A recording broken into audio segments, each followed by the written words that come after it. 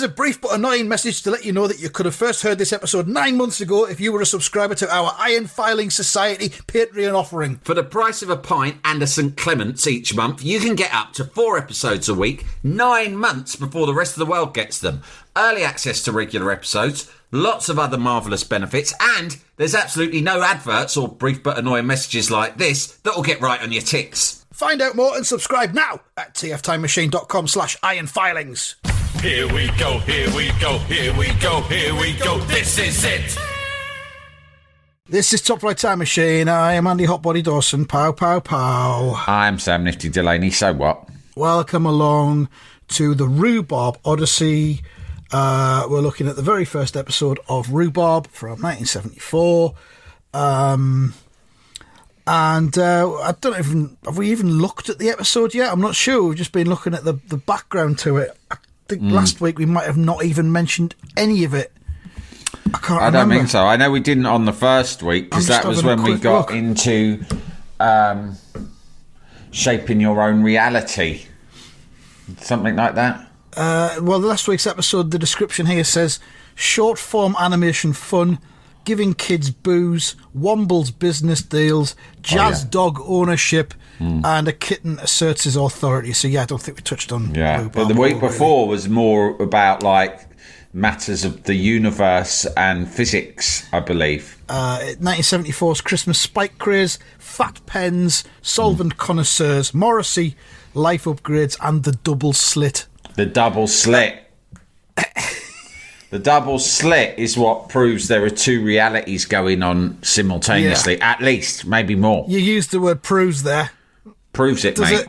Yes, it's scientific. We had a science teacher get in touch after that and say that he does he does the double slit experiment in class with his kids to prove it to them. And what do? They come home and they don't tell anyone. They don't go home to mum and dad and go, oh, turns out today that, there is more than one consciousness and one reality, and there are multiple different sort of realities all bumping into each other constantly. And we play a role ourselves in shaping our own reality. And we today did a double slit test in physics, which proves it. No one goes over to that. They're not paying attention. They go home and say, our school, it's all right. Education like that is wasted on young people because they haven't got the kind of insight into a whole kind of life to be able to appreciate it properly. The thing is, they just think everything's boring. Yeah. They think everything's boring and shit, right? And then you have to be older to realise almost nothing's boring. Yeah, exactly. Do you know what I mean? Nothing's boring, but when you're a kid, you think everything's boring. I don't know why it works that way round, but people say, what's wonderful about that person is he has that childlike wonder, that naivety that you only have when you're a child. That's bollocks. When you're a child, you're like this. Yeah, it's all right, I suppose. No, I mean, I'm not that into it. I'd rather watch a bit of telly and YouTube or have some sweets, right? You just think everything's shit. You're cynical. And it's only as you get older you can take a huge amount of pleasure from just walking out the front door, walking down the street, seeing a tree, seeing a cat, looking in the sky, seeing a bird flying about. Wow, amazing. You have to get pretty old to see that. When you're young, you think, stupid fucking tree in my way. Yeah, I mean, when I drive around the countryside now, I love looking at the scenery. Yeah. When I was a kid. We both have a right good look around, don't we? Yeah. Look. It's free. Wasn't interested when I was a kid. Rolling hills, trees, sheep. You'd be like, fuck this. Off, boring. What we got to fucking look at these hills for? Hurry it up, Dukes of Hazzard's on in half hour. I don't want to fucking miss it. The wrestling's on at 4 o'clock and I think it's Big Daddy and Giant Haystacks this week. Yeah. It's going to be fucking brilliant. Oh, and last thing I need is to be wasting my time looking at them fucking hills. So, it shouldn't be childlike wonderment. It should be middle-aged wonderment. Yeah. Don't give me that child in their eyes. Childs don't have any wonder or excitement in their eyes. Unless you're giving them presents. Yeah. And then they're like, yeah, it's all right. Look, what else you got me? I mean, I like to think this podcast is what you would call a middle-aged equivalent of school. Yeah. Where everyone's learning stuff all the time and they're actually interested in what they're learning. Do you like Tina Fey, mate? Who does 30 Rock? There was a really funny clip that I got sent saying that when you've got teenagers, when you live with a teenager, it's like having an office crush, right? Where it's someone who you're thinking about them much more than they're thinking about you. And she was just doing that. I mean, you'd have to see the clip. I'll share it, but it's like she has this impression if you walk past and go, "Oh, hi," to your teenager. "Hi, a bunch of us were thinking about getting something to eat. I mean, you're probably busy, right?" "Yeah, no, just forget it," like that. Or "Hi, don't know what you're up to, but we were thinking of maybe watching a movie." "No?" "Oh, okay, fine." Yeah. And I realised, that's exactly what it's like when you try to get a teenager involved in some sort of group activity, and you're really desperate for them to kind of like you and go along with it, but they're at best indifferent. At worst, utterly disdainful, and you constantly feel sort of like sad and rejected. But that's just the way it goes, isn't it? That's life, but then you get middle-aged and you're like, I mean, it's like if I see my parents on the whole, I'm quite enthusiastic now. "Hello, Mum, what you got? Got something for me to eat, have you?" Or I see my dad and go, "All right, Dad, come on, tell us one of your funny stories. Come on, now, tell me a funny story." Fucking hell. But when you're a kid, you just like, "Shut up, Mum and Dad." So, anyway, right, Rhubarb, yeah? We discussed who wrote it. Grange, what was his name again? Grange Calverley, directed by Bob Godfrey, who also did Henry's Cat and other things. Voiceover, Richard Bryars. The mighty Richard Bryars. Mighty's the word, yeah. Sadly no longer with us. But you know what else? The other main animation he voiced that I remember was that fucking Griffin who was at Midland Bank. Do you remember? Yeah, he was good, wasn't he? And I think it was a similar style of animation. It might have even been the same bloke. I've got a strong feeling that the admin from Midland Bank got the whole idea off of Rhubarb and Custard. Pretty much, yeah. Well, they used to do that a lot. They just, like when I did that book about advertising, a lot of them, I mean, I appreciate their frankness. They'd go, "Oh, yeah, this was really big at the time. So we did it." Yeah, well, like the geezer who the best ad man of them all was called John Webster. Dead, unfortunately. But he did. Nice and dead. He did the Honey Monster. He did the Smash Martians. Right. He fucking did them all. Who else did he do? Any character-based one. Do you remember the Chris the Bear? It's Frothy Man. Yeah. Right? All him. Fucking hell. He did them all. He specialised in doing sort of kids coming up with these ideas for kids' characters. But he wasn't pretentious or genius. I said, "How'd you come up with the Honey Monster?" And he sort of went, "Oh, it's the Cookie Monster, isn't it?" Next question. And I went, "What?" He went, "Well, I was watching The Box and I saw a Cookie Monster and I thought, he's a bit of a laugh. He's obsessed with eating that. All he's obsessed with is fucking eating cookies. It's all he's interested in. One thing, cookie eating. I'll do the same thing. But this cunt, he'll just be obsessed with eating honey, preferably via the means of a sugar puff." And just to mix it up, make it a bit funnier, I'm going to make out that he's got a posh human man who he thinks is his mummy. Oh, fucking hell, of course. Henry McGee, wasn't it, from Benny Hill? I'm not his mummy. And you know what? He actually, this bloke, John Webster, who was so clever and funny, he wrote a book about it in the end because the Honey Monster was so popular. He went, "Right, I tell you what I'll do. I'll write its whole origin story and you can give it away with vouchers from the boxes of Honey Monsters, of Sugar Puffs, right?" So he wrote the origin story, which I don't think you could ever buy in the shops. You had to send off for it. You had to cut something off the box. Oh, right, and he said it was from this island, right? And there was these pygmies, these little pygmies. But over time, the only thing to eat on this island was honey. But it grew high up on trees. It not grew, but the beehives were high up in trees. So over time, these little sort of pygmy monsters on this island, they evolved because they were reaching up to get at the honeycomb in the beehives, And through evolution, from all that reaching for honey, they grew dead big, and that's how you got Honey Monster. And Henry, was supposed to just have been doing some exploring on that island.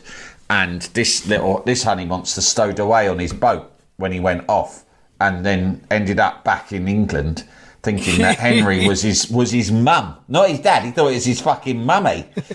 And so in the end, this bloke's like, look, I'm not your mum, but you can live with me. I don't know why he felt responsible for him. I suppose, what else are you going to do? I've got this. Hello, I'm an explorer. I've been exploring on a remote island, and I've accidentally brought this fucking great monster back, right? The authorities are not going to help you with that. Do you know what I mean? They can't put him in the foster... The RSPCA wouldn't deal with it. You can't put a monster in the foster care system, can you? No. No one would take him. They wouldn't have the insurance. So, yeah, similarly, Battersea Dogs Home or the RSPCA aren't going to do him. He somehow would fall through the gaps in the services. They'd pass it from one agency to the other, wouldn't Exactly. Yeah, it's nothing to do with us, no. It's not us. We just do cats. Yeah, and then another one would go, no, we're the Royal Society for the Protection of Birds. He's not a bird. He said, oh, well, he's a bit like a bird. No, he's not. He's not got any fucking wings, so there's no way we're going to treat him as a bird. So all these cunts would, in the end, I don't know what he'd do. He'd end up another fucking homeless statistic, wouldn't he, on the street, pissed probably. And imagine the trouble he'd cause as well, the size of the cunt. So fucking hell. So he did society a service, that Henry fella, by saying, all right, I'll take him on. But then, of course, all he did was fucking he was obsessed with getting his hands on sugar puffs, and he would stop at nothing to get them. I swear there was a commercial where he literally killed a man just to get some fucking... strangled him with his bare strangled hands. him just to get his fucking Snuffed hands the life on out of him. one bowl of fucking sugar puffs. Yeah. But yeah, he got that from that. He just said, yeah, it's Cookie Monster, wasn't it? So I just changed it a bit. I'm just looking online. There's a book. It's a tribute, basically, to John Webster after his death. It is. I remember that book. Memorial booklet. 98 pages, and it is available for £192. Fuck me. Get what seems to be the only copy of it online. If you're interested in John Webster, buy my book Get Smashed from many years ago, if it is still available on Amazon for a penny or something like that. Sure it is. And, of course it will be. There's I interviewed him extensively only about a year before he died, because he was fairly young. He died of a heart attack only about a year after I'd interviewed him and the book had come out. And it was almost his last will and testament. It was the best sort of record of someone who, in a way, I mean, adverts are just a daft loads of rubbish, but if you consider the characters that he created that, were on telly a lot when we were kids and captured our imagination, he made a bit of a sort of a small contribution to cultural life, that bloke. Yeah, definitely. Massive contribution, I'd say. Yeah. So I was quite honoured to have spent time with him, and he was like a down-to-earth bloke who just loved coming up with... And he actually did, in the end, come up with a kids' TV show called Hamish something or other. Similar sort of character-driven animation. But anyway, that takes us back to this, because it was an ad man behind, or was involved in some way, I think we discovered, with Rhubarb and Custard. Yeah. And I've got... Because Richard Bryce did the voice for the Griffin from Midland Bank, I'm thinking it was all part of the same thing, because they were drawn the same with those fat felt tip pens, right? Yeah. And they'll have thought, obviously, get someone who people are going to recognise and associate with something like Rhubarb, which is hugely popular. Although the thing is, Rhubarb would not be someone who I would trust with my finances. The whole point of Rhubarb is he's a fucking idiot. I mean, I love him and everything, but he's a fucking imbecile. Do you know what I mean? So I wouldn't have thought it'd be on brand for a bank. I just say Get Smashed is available on Amazon, £4.70. There you go. 5 copies available. It says here, I've bought the cunt twice. Oh, there you go. Thank you very much. I am actually trying to get that. To get the rights back, reclaim the rights from the publisher, and do a new edition of it with my new publisher, because sometimes people ask me about it and there's not many left, so why not? If they'll do it won't cost much. And then you could do it as an audio book as well, read it out yourself. Could they? Yeah. Do it in your Vita Modular. Make a few embellishments. Yeah. Rhubarb. Richard Bryars, obviously, national treasure. It says on his Wikipedia page, also children's TV series, he was the voice of Mouse in Mouse and Mole, which I do not remember. Don't remember it, but it sounds like a banger. Do you know who played the part of Mole? Who? Alan Bennett. Oh my God, that sounds great. Doesn't it? We'll have to look into that. Mate, I hate to. I don't like doing this because I know we want to get deep into it, but I've just remembered that I do have a very good Richard Bryars story, but I can't remember if I've told it before. It was about. I'm involves. afraid we don't have time. It involves Richard Bryars. What a joke! Go on. It involves Richard Bryars, Eamon Holmes, Chris Tarrant, and Who Wants to Be a Millionaire, right? And Sir Alex Ferguson. Yes, please. Jalapeño. Eamon Holmes goes on Who Wants to Be a Millionaire. I don't know what year it is. You can look it up. It's a good long time ago. It's Celebrity Who Wants to Be a Millionaire. And he goes on with Sir Alex Ferguson, who rarely does that sort of thing, but it was for charity. Yeah? Yeah. I remember this. Yeah. And so he goes on, and some of the details of this story are hazy. I got it firsthand from Eamon Holmes. He tells it much more funnily than I could because he was there. But he basically... They get quite far. They're doing really well, right? Turns out Sir Alex is really good on general knowledge, right? Eamon's not bad, but Sir Alex is surprisingly good. And I don't know what they're on. They're on like up to like, I don't know, like, yeah, £250,000, something mental. They're doing well, right? And the question comes up, what was the name of the pet chicken in The Good Life? Yeah. And they give you... Now, this is a question that if I could phone a friend, you'd be the fucking friend I'd call for that, right? So I know you probably know before I've given the choice. But the choice is... My gut instinct is Henrietta. No, the choice was Lenin, Trotsky, Stalin or Marx, right? Because do you remember Tom and what's the name? They were supposed to sort of be like socialists, communists, weren't they? Anyway, that's why they were growing their own potatoes. That's how you do it, see? Right? And so they I think that was it. Alex Ferguson said, you know who his phone a friend was? Chucky McClare. Okay, right? yeah. So he's gone, I'm fucking telling you, right? Eamon, phone a friend is Chucky. I'm telling you, he knows everything. You'll never meet a man with more knowledge than Brian McClare. So if we get desperate, we'll call Chucky, right? And they've managed to get this far without calling Chucky, but they don't know the answer. So he goes, that's it, we're going to have to call Chucky. But don't worry, Chucky will know, right? So they call up Chucky McClare, and Chucky McClare goes, I'm not sure, Gaffer. He's like, I'm not sure, boss. And he goes, you don't know? I thought you'd know. And he goes, I can't be certain. I'm going to have to take a punt and say Marx, right? So they say Marx. That doesn't feel right to me. They say Marx, right? And it's wrong. And they get knocked out. But it's a bit of fun. They've raised a lot of money for charity. All's well that ends all. They laugh, they smile, they shake hands with Tarrant. They walk off. Eamon's thinking, great, that was a nice bit of fun. Sir Alex disagrees. Soon as they're out of sight of the production team and like behind a closed door, Alex Ferguson's given it, those fucking cunts, right? And Eamon's like, what are you talking about, Sir Alex? And he's going, I'm fucking telling you, we were stitched up. That question was way too hard for that stage of the game. That's £1 million question. And he's gone, and he goes, well, no, some people might have known it. And he's gone, let me tell you something. If Chucky McClare doesn't know it, then no one knows it. It's not worth knowing. He goes, no one knows it. And that's how I know we were stitched up. And I'll tell you why we were stitched up. Every fucker here is a Liverpool fan. He goes, I checked it out in advance. I got my people to do some digging. He goes, and I fucking know that there's 5 Liverpool fans in senior positions at ITV and on this production team. Plus, I know that the director is a gooner. Right? And he goes, and I knew, I did it for you. I did it for the fucking charity. But I'll fucking tell you now, right? I knew that I was walking into a trap here. And they just fucking proved it. And I'm not happy about this, right?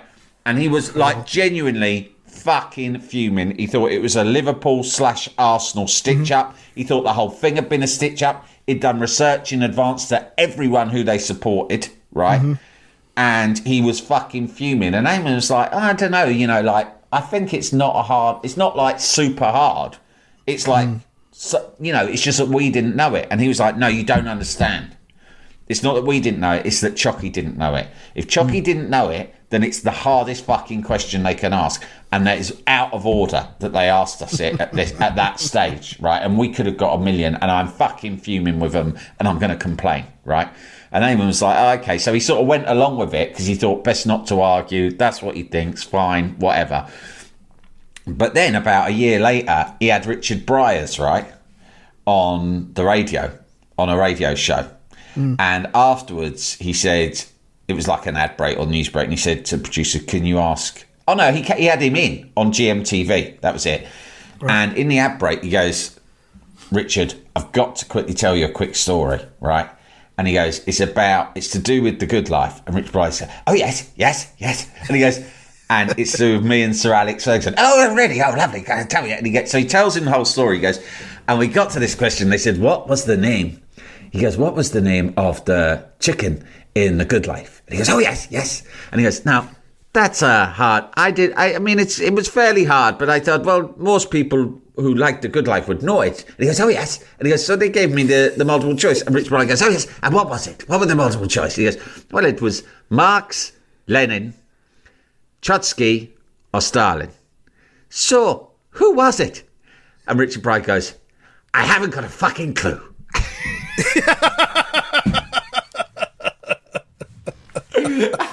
How the fuck? He goes, how the fuck would I remember something like that? Exactly. Yeah. He goes, I couldn't care less. Right? And he was really... Yeah. So then Eamon calls up Alex Ferguson and goes, I just had Richard Bryars himself in here. It was his chicken, and even he doesn't remember. And Alex Ferguson's like, I fucking told you. I told you, you bastard. Even Bryars doesn't remember. It's an impossible fucking question. If more proof was needed. Yeah. And he I'm going to get on the phone to my lawyers. He didn't know. He sent emails to the people at ITV going, this was a clear stitch-up. And now, by the way, even Richard Bryars doesn't know the answer. So you were purposely trying to make a cunt out of me. Thanks for nothing. Brilliant. I mean, I've not got a clue. I just guessed Henrietta, but I can't remember what it is either. I'm looking. It's one of those four that I believe. Yeah, it was Lennon.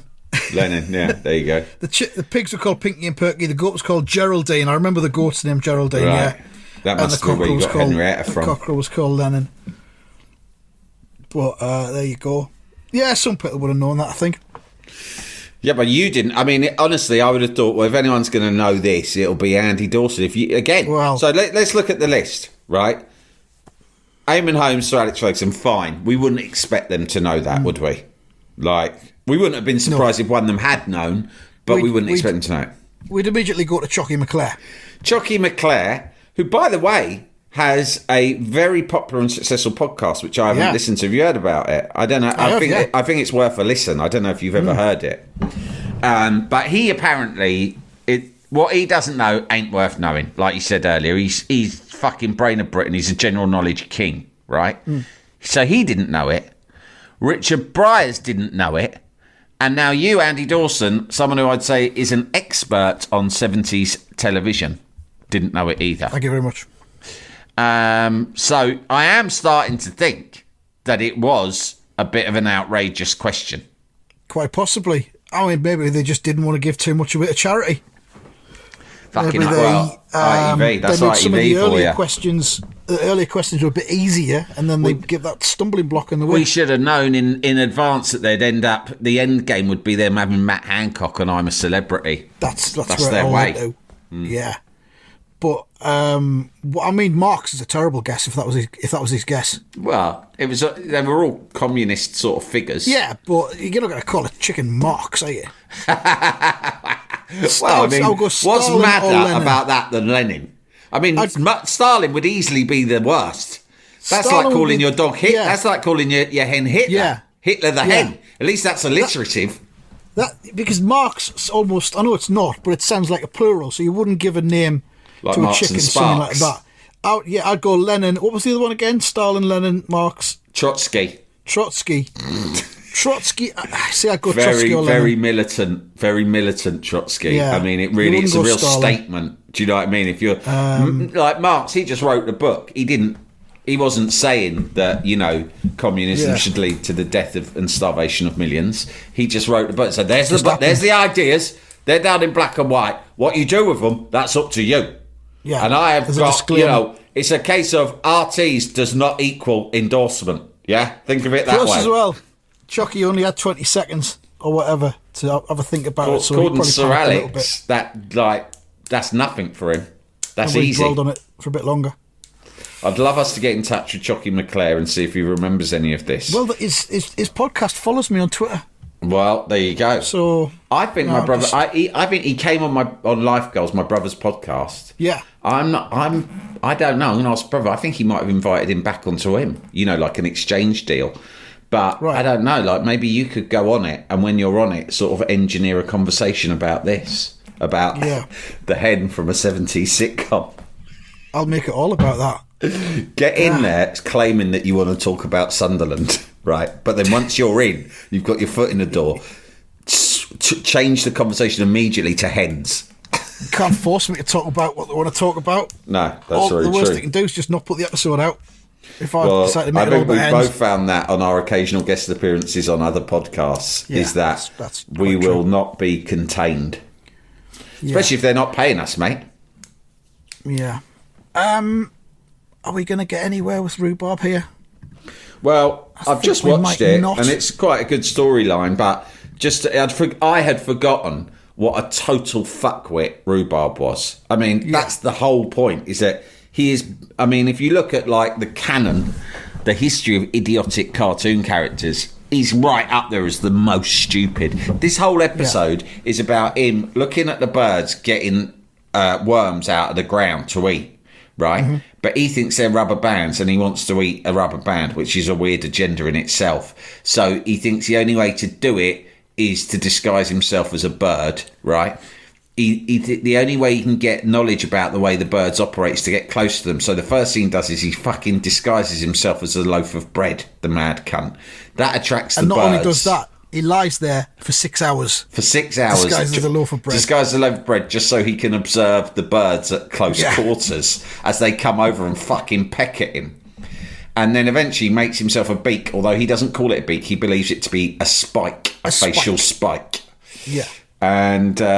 And then he uses that to try and... but then his biggest mistake that he makes is not content with making this fucking spike beak. He also thinks he's going to fly, so he attaches sort of boards to his legs, his dog arms, and jumps out of a tree. He looks at all the elements of the birds and what makes them tick and what makes them work, and he tries to emulate them in his shed overnight. It takes him the whole night to do it. Andy, I bet you like the bit where there was an exterior shot of the shed at night for quite a long time, and I know the bit that you liked about it when you heard all the banging and tinkering noises from inside. That's classic. That's a classic trope, isn't it? I know. I was looking at it. I was thinking, this is good. Andy will be liking this bit. I'll get a still from that and making it a t-shirt. I just love... Yeah, it's a really good image, but also it's just like the noises of tinkering in a workshop. I mean, it's ironic because I'm not good at anything like that, like DIY or anything. But when I was a kid, I was sort of really obsessed with the idea of workshops. Do you know what I mean? Like little spaces. Like I remember there was some scenes in Happy Days where you saw... Because Fonzie was a mechanic. And he had a sort of a workshop where he worked on cars, and there was some episodes where you got caught glimpse of that. And I just liked it because it was like your own little rig. Do you know what I mean? Yeah, like sheds, we talked about this before. Garages. About my granddad had a garage that had a pit in it. Oh yeah, so he could work underneath cars by standing in the pit. Yeah, that's the sort of stuff I really used to love.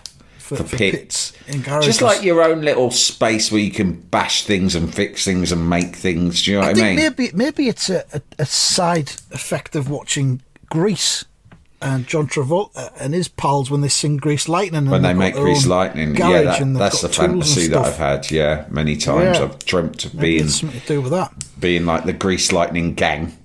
Yeah. Can I just read out the very first line of this episode? Because it's a really well-written episode. Yeah. It's really well-crafted. And it just starts off, and it's Richard Bryars, and he says, Rhubarb lived in a house with a very sunny garden, with trees and bees and bone holes, and things that sniffed good, and things that bounced, and he enjoyed the way things were. Yeah, I love that. It was so nice. My favourite bit is obviously things that sniffed good. Yeah. But my second favourite line is, and he enjoyed the way things were. Yeah. That's how I feel a lot of the time in my Vita Modular. I enjoy the way things are. Yeah. Doing a pod, having a cup of tea, watching Rhubarb. Yeah. Try to find situations in life where you can enjoy the way things are. Yeah. That's what we're about. So, yeah, he comes out of the shed. Crash clang, shed, darkness. The sun comes up, he emerges. He's got springs on, wings made of cardboard, and a spike on his face. I don't know what that's made out of. We don't find out. He doesn't reveal that. No. It would have been the days before MDF, wouldn't it? Yeah, it might be a plastic cone of some kind. I don't know, but it doesn't seem to resemble anything. We get a first glimpse of Custard, the cat, who appears more in future episodes. This is like a pilot episode almost. Yeah. So they've made it, and Custard's got no involvement in it. Maybe the BBC's going, yeah, we'll have more of that fucking purple cat later on, shall we? He's good. He's really good in this because it's a brief appearance, but he is laughing his fucking head off because Rhubarb has fallen out of a tree, and the way he's laughing, his limbs are going. He's on his hind legs. And his other legs are sort of in the air, and he's sort of almost breakdancing with glee. He is laughing and going. He's just going mental. And so straight away, you notice him. He stands out, and you sort of think, he's worth coming back to. This cat. They call him the fat cat from next door, don't they? That's right, they do. So Rhubarb then, the birds are all laughing at him when he emerges. He gets onto the swing, gets a bit of a swing going on. And he says, this is a great step for dog kind. And this is only a few years after the moon landing, of course, so that was a very evocative phrase for him. And Richard Pryor says, he goes, higher and higher into a world beyond the four paws of dog. Which is another brilliant line. And, of course, he forgets to flap his wings once he's up there in the sky. Plunges to the garden, lands spike first. And it says his spike plopped into the turf and into rubber band land, which is kind of that's what he wanted, basically. Yeah, he wanted to get in among the rubber bands, the worms, and then the birds and Custard just bounce around laughing at him. And that's kind of it, really. And that's it. It's just like and I think it sets the tone for what was to come, because it's basically saying he came up with a fucking stupid plan. It didn't work. He made a cunt out of himself, but life goes on. And that's the sort of structure for every episode, really. And it ends with another brilliant line, which is, birds have beaks, and Rhubarb had a spike. And a beak is a beak, and a spike is a spike. And there you go. Lovely stuff. Beautiful writing, life affirming. It really is. Philosophical in a gentle way. Love it. Exactly. Yeah. Something to think about. So I reckon that's it. That's the Rhubarb Odyssey. There's really plenty of other episodes online to look at.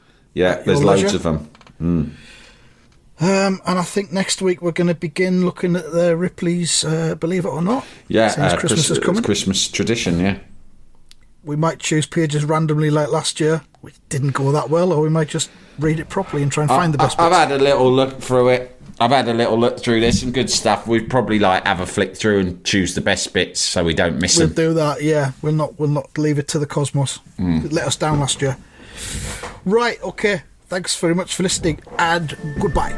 Goodbye.